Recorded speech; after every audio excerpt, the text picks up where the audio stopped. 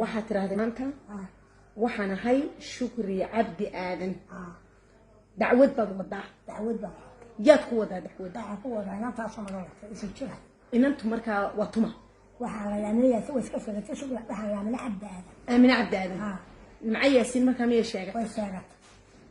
waxa tiri masalahan ariga ku wada raaci jirnay iyadoo yar miyada ka weyneed misaada weynaa adaa ka weynaa waayahay marka waxa tiri shan jir bayd markaad weydeen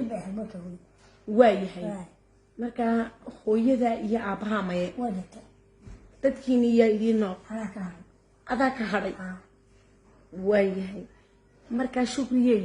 sacad muse iyo hawiye ba way sheeganayaan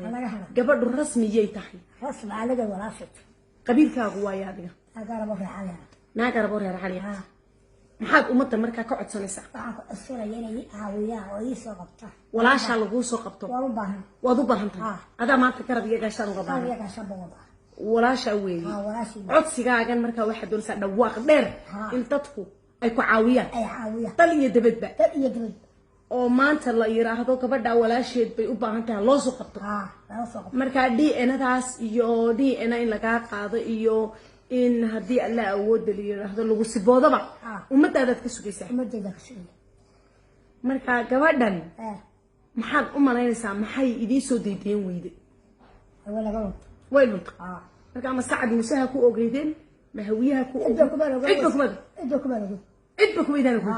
bal haddaba ummadda maxaa ummadda waxaynu leenahay ilaahay dartii u soo caawiya waa shukri cabdi aadan taasina waa nimco cabdi aadan waa amina cabdi aadan shan jirkeedina way kaga lunta ilaahay dartii maanta ha loo soo qabto way u baahan tahay garab baan uga baahanay walaalimaan uga baahanay garab iyo gashafa ku noqoto marka waxaad rabtaa in wadanka ingiriiska aad tagto oo DNA-da lagaaga qaado mise wadanka Hargeysa joogtid lagu oo DNA-da lagaaga qaado waayahay